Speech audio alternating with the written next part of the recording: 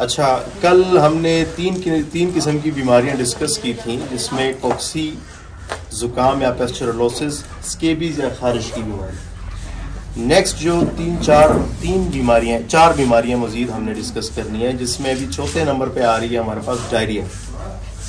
और मैं चाहूँगा जिस तरह हमारे पास माशाल्लाह से कह सकते हैं कि काफ़ी चीज़ों में माशाल्लाह से ये हमारे भी उस्ताद गिरामी है, स्पेशली होम्योपैथिक के हवाले से या भी जो देसी तरीक़ेकार से या देसी तरीके से चीज़ों को परखने की, समझने की जो माशाल्लाह से कमाल दर्जे की इनके पास तजर्बा है।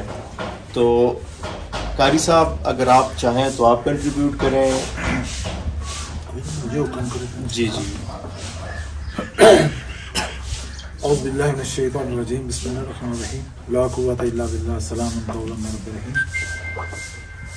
दोस्तों जी, डायरिया को जब सोचना है, डायरिया रैबिट की डायरिया के मतलब 3-4 चीज़ें पहले हैं। आज से 2-3 साल पहले हमने एक 4 लाइनें भेजी थी कि सबसे पहले रैबिट को 3 चीज़ों की 4 चीज़ें हैं जिनकी ज़रूरत है। नंबर 1 स्टार्ट पे आता है जी उसकी डिवर्मिंग। डिवर्मिंग का तल्लुक डायरिया से भी है किसी हद तक। उसके बाद आ जाएगा इसका वैक्सीनेशन, इसका तल्लुक भी डायरिया के साथ कनेक्ट है। तीसरा आएगी मतवाजन ग़िज़ा, जिसका सारा तल्लुक डायरिया के साथ है। चौथा है माहौल, इन्वायरमेंट, उसका भी डायरिया के साथ तल्लुक है। अब डायरिया क्या है? कुदरत में जब रैबिट है तो उसको डायरिया नहीं होता, कि रैबिट के पास सिलेक्शन मौजूद है, उसने क्या खाना क्या छोड़ देना। इसका मतलब है कि डायरिया हम खुद रैबिट को देते हैं। जब हम रैबिट को डायरिया दे रहे हैं तो उसके मतलब सोचना भी हमें ही है कि रैबिट को डायरिया को हमने कैसे रोकना है। तो सबसे पहले इसकी जो बात करेंगे वो जाएगी इसकी डिवर्मिंग के ऊपर। बात पैरासाइट पेट में इस तरह आते हैं कि जो डायरिया के बैक्टीरिया को पनपने में, बढ़ने में बहुत ज्यादा मामला है। दुरुस्त मेडिसिन के साथ अच्छी जो डिवर्मिंग है आपको किसी हद तक डायरिया के मतलब एक सोल्यूशन भी दे देती है। उसके बाद दूसरे नंबर पे जो आ जाएगा वो है कि आपकी वैक्सीनेशन। ये टॉपिक बड़ा है। डायरिया से मैंने इसको कनेक्ट किया है कि अच्छा है खरगोश, उसकी सेहत अगर मसाली है तो बहुत सारी चीजें जो 25% तक उसको डायरिया पैदा कर सकती हैं, उसको वो अपनी इम्यूनिटी के बल पे, ताकत के बल पे उसको वो खत्म कर देगा, वो बर्दाश्त कर जाएगा।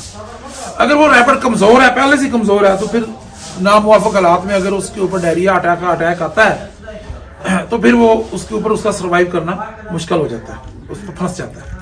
तीसरे नंबर पे आ जाएगी आपकी मतवाजन खुराक। मतवाजन खुराक का एक बहुत बड़ा अंसर है जिसका डायरिया से बराह रास्त ताल्लुक है, जिसमें एकदम से खुराक का चेंज करना, बहुत ज्यादा प्रोटीन का दे देना, बहुत ज्यादा कार्बोहाइड्रेट्स का इस्तेमाल कर देना, बहुत ज्यादा फैट्स का उसमें इस्तेमाल कर देना, ये सारी चीजें बराह रास्त डायरिया को दावत देती है। इसके आगे एनवायरमेंट। एनवायरमेंट वो 3 चीजों को दावत देता है। डायरिया के हवाले से बात हो रही है, बाकी तो हर चीज में है। 3 चीजें जो डायरिया पैदा करती हैं। फंगल डायरिया, जिसमें फंगस की वजह से, किसी अलजी की वजह से डायरिया पैदा होता है, वो डायरिया। दूसरे नंबर पर डायरिया आएगा वो वाला जो किसी बैक्टीरिया के नतीजे में आ रहा है। तीसरा है डायरिया किसी वायरस के नतीजे में आ रहा है। अब इस बारीकी में जाने का एक आम फार्मर के पास तो उतना वक्त नहीं है, लेकिन डायरिया जब आ रहा है तो उसमें बहुत सारी चीजें आपको देखनी है कि आपके एनवायरमेंट में ऐसी कोताहियां क्या हो रही हैं जिससे वो डायरिया आ रहा है। फर्ज किया आप कोई इस तरह की फूड इस्तेमाल कर रहे हैं जिसमें टॉक्सिन आ गया, तो उसका नतीजा डायरिया की सूरत में बराह रास्त आपके पास आएगा। जैसे पहले आपको प्रोटीन का लेवल या वो लेवल खत्म हो गया, या कुछ चीजें आपने बढ़ा करा ली, उसमें डायरिया। अब इसका सोल्यूशन करना है कि डायरिया का आपका सोल्यूशन क्या है। हल की तरफ चलते हैं। अब डायरिया की किस्मों को ज़हन में रखना है कि डायरिया जो आमतौर पर खरगोशों में आता है वो आता है 3 तरह का। एक डायरिया बिल्कुल पानी की तरह वो पिचकारी लगा रहा है, बिल्कुल पानी तरह पिचकारी, जिस तरह पेशाब कर रहा है, यूरिन इस तरह खारिज हो रहा है, उसका तो हमें पता शाज़ो नाज ही लगता है। रैबिट की एक्सपायरी के बाद ही समझ आती है कि इसको डायरिया था, इतना टाइम नहीं होता। लेकिन अगर समझ आ जाए इसका भी हल मौजूद है, जो हम हमारी प्रैक्टिस में रहे। अगर फौरी जो भी आपने मेडिसिन देनी है, लेकिन उसको साथ इंजेक्टेबल इलाज उसका करें। जब पानी जैसा डायरिया आ रहा है, आप समझ रहे हैं कि आपके पहुंचने से पहले रैबिट 20 से 25% अपना पानी जाया कर बैठा है, उसके वक्त आप इंजेक्टेबल, उसके लिए बड़े सादा सा है कि हाफ सीसी आप ले लें फ्लैजल इंजेक्शन और हाफ सीसी आप ले लें नोविडेट 200 mg। उनको मिक्स करके कान पकड़े, कान के नीचे मोबाइल की लाइट जलाएं, उसकी सारी नाड़ियां नजर आ जाएंगी, उसके अंदर इंजेक्शन आप लगाएं सुई को आराम से। एक आधी प्रैक्टिस के बाद आप बिल्कुल फिट हो जाएंगे। और उसका इंजेक्शन दें सुबह दोपहर, ये लाजम दें। साथ जो भी मेडिसिन आपने देनी है, होम्योपैथिक देनी है, एलोपैथिक, वो साथ जारी अपनी रखें। तो बात का डायरिया की वजह से इसके जो अंदरूनी सिस्टम में डक आ जाते हैं, किसी जगह ब्लॉकेज बन जाती है। आप अगर ऑलरेडी मेडिसिन उस वक्त देते भी हैं तो वो हो सकता है उस जगह तक ना पहुंच पाए जहां पहुंचाना चाहते हैं। और जब आप इंजेक्टेबल मेडिसिन उसको भेजेंगे तो वो उसके पूरे एक दौरानिया गर्दश के दौरान आपको उसके जिस्म में फैल जाएगी और अपनी जगह पर अपना वेल्डिंग अपना काम वो शुरू कर देगी। अब डायरिया की जो दूसरी खतरनाक तरीन सिस्टम है वो है कि उसकी मेंगनी ठीक होती, साथ सफेद टाइप की जेली वो आनी शुरू हो जाती है। ये वाला रैबिट आपको थोड़ा सा टाइम देता है, ऐसा ऐसा कमजोर होता है, इसमें उसकी इम्यूनिटी काफी डाउन होती है ऐसा, लेकिन इसको भी मेडिसिन ओरली मेडिसिन देने से हल इसका निकला जा सकता है। शाह साहब की रिकमेंड की बहुत सारी मेडिसिन है जिसके ऊपर है वो आप दे सकते हैं। अगर होम्यो में तो हमको एक ही देते हैं L107, हर तरह के डायरिया को वो कंट्रोल कर जाती है, वो बाद में डिस्कशन कर लेंगे उसका क्या करना है। अब उसकी आ जाएगी वो तीसरी किस्म जिसमें दोनों चीजें मिक्स हो जाती हैं, वो एक खतरनाक चीज है। उस सूरत में आपको बर वक्त अपने जो भी आपने मेयर्स रखने हैं उनको पर वक्त आपने लेना है, और रैबिट को थोड़ा सा टाइम की जरूरत है। और इसके ऊपर थोड़ा सा टेम्परेचर का भी इशू आता है, गर्मी सर्दी का भी इसके ऊपर टेम्परेचर आता है, ठंड में भी ये आता है। और इसको मरोट आप क्या है पंजाबी में, उर्दू में क्या मरोट भी लफ्ज इस्तेमाल होता है। और जो ये डायरिया, इसमें रैबिट डायरिया से नहीं मरता, ये जो तीसरी इसमें रैबिट पेन से मरता है। ये ध्यान में रखें कि रैबिट के अंदर पेन बर्दाश्त करने की काबिलियत बहुत कम है, स्ट्रेस और पेन दोनों को बहुत कम बर्दाश्त करता है। तो आप किसी भी ऐसी सूरत पर से तो इसके इलाज के लिए एक तो पेन की वाली कोई भी मेडिसिन या जो भी आप देना चाहे पेन वाली लाजमी इस्तेमाल करें। बकिया 107 भी काम करती है। बकिया शाह साहब से मैं इन पर रिक्वेस्ट करूंगा कि इसके ऊपर मजीद वजात के लिए कुछ मेडिसिन का भी इजाफा कर दें, ताकि जो दोस्त काल को ये वीडियो देखें तो उनकी इसमें मुकम्मल रहनुमाई हो। तो आप ओवर टू जनाब आदिल शाह साहब। जी बहुत बहुत शुक्रिया, माशाल्लाह से आपने कसम तो नहीं छोड़ी। चलें जो चीज़ें हैं अभी ज़हन में वो इंशाल्लाह एक्सप्लेन करते हैं। अच्छा, इसमें डायरिया में जिस तरह कारी साहब ने बताया कि इसकी काफ़ी ज़्यादा वजूहात होती हैं, जैसे कि कार्बोहाइड्रेट का ज़्यादा हो जाना, या सादा तरीके से कहा जाए तो इम्प्रॉपर खुराक। जैसे कि कल हमने डिस्कस भी किया खुराक को लेके, कुछ चीज़ें हमने डिस्कस की कि क्या वजह है कि कौन सी खुराक इसके लिए मौजूद साबित होती है, कौन सी खुराक मौजूद साबित नहीं होती, जिसमें हमने TMR वगैरह को भी लेके थोड़ी सी डिस्कशन रखी। डायरिया का ताल्लुक खुराक के अलावा दो और चीज़ें हैं, उससे गहरा ताल्लुक होता है इसका। जिस तरह इसमें नंबर 1 पे आ जाता है आपका पानी। अगर पोल्यूटेड वाटर हो, यानी उसमें बैक्टीरियल लोड पहले से, इकोलाई नामी बैक्टीरिया उसके लोड हो पहले से, यानी कि जिधर आप फार्मिंग करते हैं तो सादा तरीके से पहले कोशिश करें कि वहाँ का कोई पानी का सैंपल ले लें। 200-250 रुपये या 150 रुपये खर्चा आ जाते हैं उसका, आप लेबॉर्ट्री करवाएं, चेक कर लें। अगर पानी ठीक है तो सेम उसी बोर का पानी भी आप इस्तेमाल कर सकते हैं। अगर पानी में बैक्टीरियल लोड ज़्यादा है तो उसके लिए आजकल मुख्तलिफ जो है इक्विपमेंट या इस तरह के फ़िल्टर्स वगैरह इस तरह की चीज़ें मिल जाती हैं, टैबलेट्स वगैरह मिल जाते हैं, वो आप फिर इस्तेमाल कर सकते हैं। या फिर उसके अकॉर्डिंग आपने मैनेजमेंट को भी उसके मुताबिक चलाना होता है। यानी अगर आपको पता है कि पानी में बैक्टीरियल लोड है तो कोई ऐसा सिस्टम आप फिर फॉलोअप नहीं कर सकते। जिस तरह फ़र्ज़ करें, मैं एक एग्जांपल दूंगा आपको। हमारे पास कोई डायरियल प्रॉब्लम आ रहे थे माजी में, उसमें हम हालांकि फ़िल्टर का पानी इस्तेमाल करते रहे। अब मैंने 3 तरह के सैंपल लिए। एक बोर का पानी लिया, एक मैंने जो फ़िल्टर का पानी आ जाता था फ्रेश उसका पानी लिया, और एक सैंपल हमारे पास वो भी था जिसमें एक जो पानी आ जाता था फिल्टर का, सम टाइम वो 2-1 दिन के लिए, 24 घंटों के लिए वो पड़ा रहता था, उसका भी सैंपल लिया। अजीब बात ये थी कि जो फिल्टर का बिल्कुल फ्रेश पानी लिया गया था वो भी बिल्कुल क्लियर था। जो बोर का पानी लिया है वो भी तकरीबन समझ लें कि एक्सेप्टेबल था थोड़ा बहुत, लेकिन जो स्टोर था या जहां पे हम स्टोर कर रहे हैं, जिधर पानी मुसलसल एक जगह पे ठहरा रहा है, वहां पे जो है कॉलोनाइज्ड होती है बैक्टीरिया। तो इस तरह की चीज़ों से फिर आपने कोशिश करनी है कि बचना है। यानी कि अगर पता है आपको कि पानी में इशू है तो उसके अकॉर्डिंग आपने जो है अपनी मैनेजमेंट को डेवलप करना है। दूसरी इसकी वो जो बहुत बड़ी जो अक्सर फार्मर गलती करते हैं, तो सबसे बड़ी गलती ये करते हैं कि बेजा एंटीबायोटिक का इस्तेमाल। एंटीबायोटिक जिस तरह कल भी हमने डिस्कस किया कि एंटीबायोटिक से आपके स्पेशली जो निज़ाम इंहज़ाम है वो बहुत बुरे तरीके से मुतासर होता है। यानी कि जहाँ पे हमें उसके कुछ फ़ायदे मिल जाते हैं, फ़ायदा ये होता है कि जब इंतहाई क्रिटिकल कंडीशन होती है, इन्फेक्शन बहुत ज़्यादा बढ़ रहा होता है, तो इन्फेक्शन रुक जाता है या फिर ऐसे से ख़त्म हो जाता है। लेकिन साथ में साइड इफ़ेक्ट के तौर पे स्पेशली जो इसका निज़ाम है वो बुरे तरीके से जो है इसको मुतासर करता है।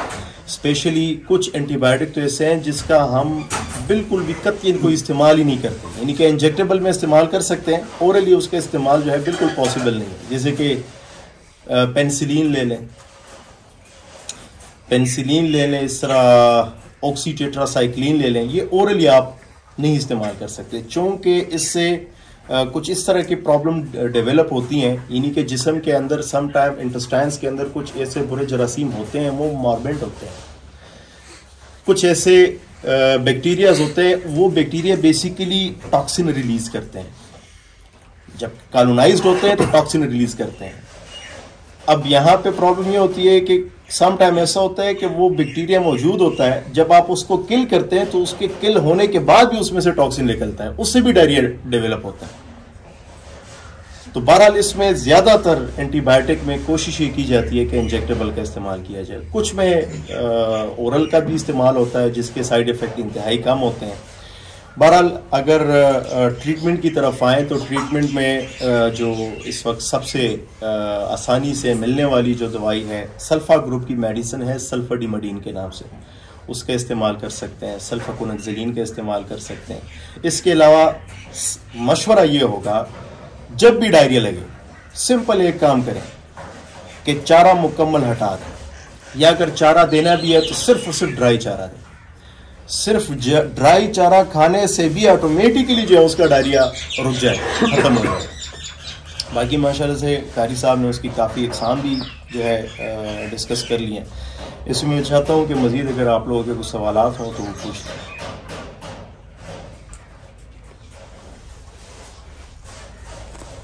अगर नहीं है तो आगे बढ़ते हैं जी। अच्छा, नेक्स्ट जी हमारे पास बीमारी है जीएस्टेसिस या गैस की बीमारी, ब्लोटिंग, गैस का डेवलप हो जाना। तो मेरे ख्याल से आप लोगों में से किसी ने बीमारी शायद के फेस की हो, बड़ी रेयर आती है, लेकिन जब आती है सम टाइम तो फिर वो वक्त ख़राबी पैदा करती है, वक्त फिर रिकवरी का नहीं मिलता। तो कारी साहब अगर आप इस पे, मैं चाहता हूँ कि ज़्यादा से ज़्यादा आप कंट्रीब्यूट करें, क्योंकि आप दोबारा नहीं आएंगे मुझे पता है जी, स्पेशली ट्रेनिंग के दिन शायद कि आप ना आ सके। इंशाल्लाह जी, मेरा ये वादा, और ये रिकॉर्डिंग भी हो रही है माशाल्लाह, कोशिश होगी मेरी इंशाल्लाह, और इस वादे के साथ कि मेजर साहब मेरा साथ देंगे इंशाल्लाह हम हर कोशिश करेंगे कि हर ट्रेनिंग ही सेशन इंशाल्लाह। और जैसे कि ये शाह साहब का बड़ापन है जी, तमाम दोस्त मेरी जो आवाज़ सुन रहे हैं, तो मैं आज कैमरे के सामने हूँ अल्लाह की तौफीक से और हसन भाई की मेहरबानी से कि हमने इनसे सीखा है, ये इनका बड़ापन है। और सैफ रैबिट फार्म पाकिस्तान का वो ये इदारा है जिसने पाकिस्तान में फार्मर पैदा किए हैं, बिगिनर नहीं। और जो बिगिनर का नुकसान भी इस इंडस्ट्री को बिगिनर की वजह से हुआ, जो हमारी साबका प्रैक्टिस रही है सिंगल दाना 2 दाना, उससे काफ़ी नुकसान हुआ है। और इन्होंने फार्मिंग की तरह रखी है, लोगों को फार्मिंग तरह लाए हैं, तो इसके लिए हम इनके शुक्रगुजार भी हैं। और ये जो ख्वाब कभी आज से 5 या 6 साल पहले जब सैफ रैबिट पेशावर में इफ्तिताह हुआ था, तो वो ख्वाब लेकर जो मैं आया था, आज जब मैं यहाँ कलंदराबाद में ये मनसहरे में पहुंचा हूँ, तो वो ख्वाब मुझे अपनी आंखों से तबीर होता नजर आ रहा है। कम वो किस्मत लोग होते हैं जो ख्वाब जिंदगी में देखते हैं, उनको तबीर मिलती है, तो मैं भी एक शामिल हूँ। और उसके लिए मैं शाह साहब का शुक्रगुजार हूँ। ये इनका बड़ापन है जी, ये मेहमानों को नवाजते हैं और इज्जत वालों को इज्जत देते हैं। और टॉपिक की तरफ आते हैं जी, टॉपिक क्या है जी? गैस।